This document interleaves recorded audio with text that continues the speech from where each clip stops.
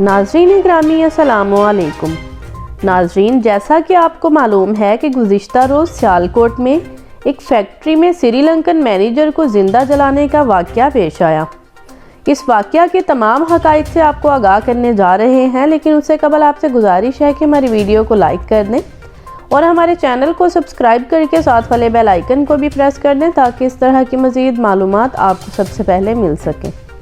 जी तो नाज़रीन, आपको बताते चलें कि सियालकोट वाक़या में फैक्ट्री के वर्कर्स ने श्रीलंकन मैनेजर पर इल्ज़ाम लगाया कि मैनेजर ने इस्लामी पोस्टर उतारा है।